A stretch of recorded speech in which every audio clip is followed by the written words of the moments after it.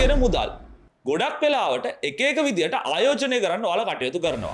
සමහර අය ඉඩම් ගන්නවා වෙන්න පුළුවන්. සමහර අය බැංකුවේ ස්ථාවර තැන්පතු දානවා වෙන්න පුළුවන්. ඒ වගේ එක ක්‍රමයක් තමයි රත්තරන් වල ආයෝජනය කරනවා කියන එක. ගොඩක් අය මේ වෙද්දි කරන දේ තමයි බැංකුවේ ගිහිල්ලා ස්ථාවර තැන්පතුවක් ඕපන් කරලා එතනට ආයෝජනය කරලා ඒ ගන්න පොලියෙන් තමන්ගේ මුදල් ආයෝජනය කරන එක.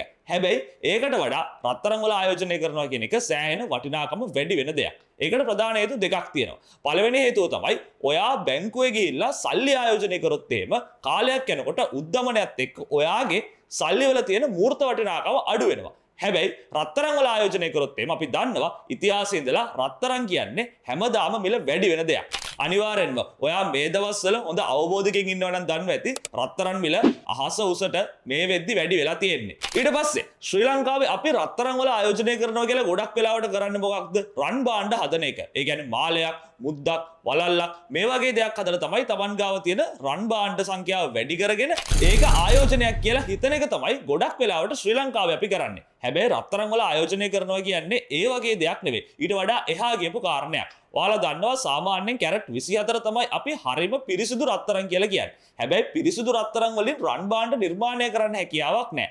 මේ හින්දා රන් භාණ්ඩ ගොඩක් වෙලාවට නිර්මාණය වෙන්නේ කැරට් 22, 21, 18 මේ විදිහට කැරට් ගාන අඩු වෙලා තමයි රන් භාණ්ඩ නිර්මාණය කරන්නේ. එතකොට රත්තරන් භාණ්ඩ වලට පිත්තල වගේ දේවල් ලෝහ මිශ්‍ර කරලා මිශ්‍ර වෙච්ච රත්තරන් භාණ්ඩ විදිහට තමයි ඒවා එළියට එන්නේ. එතකොට රත්තරන් භාණ්ඩයක් නිර්මාණය කරනකොට නිර්මාණයට ඊට පස්සේ ඔයා ලබා ගන්න සමාගමේ තියෙන කීර්තිනාමයට ඊට පස්සේ රත්තරන් භාණ්ඩ ලබා ගන්න අරමුණ එක්ක මේ සියල්ලම එක්ක ඒ වගේ මිල ගණනුත් වෙනස් වෙනවා. හැබැයි ඔයා මිලදී ගන්නේ 100%ක්ම රත්තරන් වලින් නිෂ්පාදිත වෙච්ච රත්තරන් භාණ්ඩයක් නෙවෙයි. ඒකට පිත්තල හරි මොනවා හරි මිශ්‍ර වෙච්ච රත්තරන් භාණ්ඩයක්. ඒ කියන්නේ කැරට් 22, 21, 18 මේ වගේ රත්තරන් භාණ්ඩයක්. හැබැයි ඔයා රත්තරන් වල ආයෝජනය කරනවා නම් ඔයා ආයෝජනය කරන්න ඕනේ රත්තරන් භාණ්ඩත් එක්ක නෙවෙයි රත්තරන් බිස්කට් එක්ක. ඒකට හේතුව තමයි රත්තරන් බිස්කට් එක ආයෝජනය කරනවා කියන්නේ ඔයා මිලදී ගන්නේ කැරට් 24 රත්තරන්. කැරට් 24 රත්තරන් කියන්නේ ඔයාගේ මිලට හරියට හරි බරට හම්බෙන රත්තරන්. එතකොට ඒක තමයි හරිම ආයෝජනය. ඒ වගේම තමයි මේ රත්තරන් වල ආයෝජනය කරනකොට මේක දිගු කාලින සහ කෙටි කාලින විදිහට අපිට කොටස් දෙකකට බෙදන්න පුළුවන්. ඔයා ගිහලා රත්තරන් බිස්කට් එකක් මේ මාසෙ මිලදී ගත්තා කියලා අපි හිතමු. මේ මාසෙදී ඔයා ගන්න රත්තරන් බිස්කට් එකේ මිල මම උදාහරණයක් විදිහට රුපියල් ලක්ෂ 5ක් විදිහට ගන්නවා. ඊට පස්සේ මේ මාසෙ ඉවර වෙනකොට ඒක රුපියල් 515000ක් වෙනකන් රුපියල් 15000කින් මිල වැඩි වෙලා තියෙනවා. එතකොට ඔයාට රුපියල් 15000ක ලාභයක් මාසය අවසානයේදී ලබා ගන්න පුළුවන්. හැබැයි දිගුකාලීන ආයෝජනයකදී වා කරන්නේ රුපියල් ලක්ෂ 5කට ගන්න රත්තරන් බිස්කට් එක කාලයක් Taman ගාව තියාගෙන ඉන්නවා. අපි හිතමු අවුරුදු 3ක් 4ක් කියලා. මේ කාලය අවසන් වෙනකොට ඒ රත්තරන් බිස්කට් එකේ වටිනාකම ලක්ෂ 7ක් ලක්ෂ 8ක් දක්වා වැඩි වෙන්න පුළුවන්. එතකොට දිගුකාලීන ආයෝජනයකින් ඔයාගේ වත්කම් ඉහළ යාම නතර කරන්න බැහැ සහ දිගුකාලීන ආයෝජනයක් කියන්නේ රත්තරන් වලට කරන්න පුළුවන් හොඳම ආයෝජනයක්. ඒ වගේම තමයි ඔයාට කොහෙන්ද රත්තරන් බිස්කට් ලබා ගන්න හැකියාවක් තියෙන්නේ.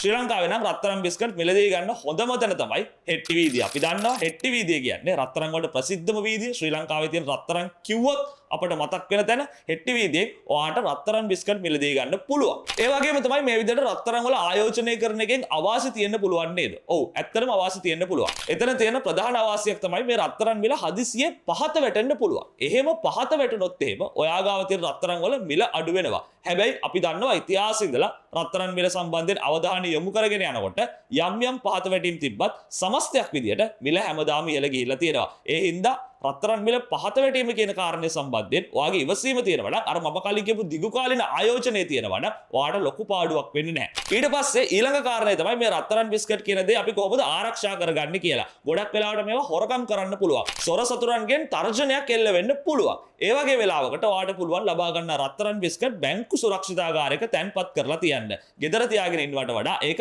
ආරක්ෂිත ක්‍රමවේදයක්. ඒ විදිහට කරොත් එimhe ඔයාගේ රත්තරන් බිස්කට් ආරක්ෂිතව තියාගන්න හැකියාව තියෙනවා. මේ විදිහට තමයි ඔයාගේ මුදල් බැංකුවේ ස්ථාවර තැන්පතුවක තැන්පත් කරනවට වඩා රත්තරන් බිස්කට් වල ආයෝජනය කරොත් එimhe ඔයාට වැඩි වාසියක් ලබා ගැනීමේ හැකියාව තියෙන්නේ. රත්තරන් භාණ්ඩවල නෙවෙයි. අපි ගොඩක් රත්තරන් කියලා ආයෝජනය කරන්නේ රත්තරන් භාණ්ඩවල. හැබැයි අපි ආයෝජනය කරන්න ඕනේ ඇත්තටම රත්තරන් බිස්කට් වල. ඒ හින්දා මුදල් තියෙනවා නම් ඔයාට රත්තරන් වල ආයෝජනය කරන්න ඕනේ කියලා හිතනවා නම් කවදාවත් රන් භාණ්ඩ හදවන්න රන් භාණ්ඩ මිලදී ගන්න යන්න එපා. අනිවාර්යෙන්ම රත්තරන් බිස්කට් වල කැරට් 24 රත්තරන් වල ආයෝජනය කරන්න. ඒක තමයි ඔයාගේ මුදල් වලට ලැබෙන හොඳම රත්තරන් වටිනාකම.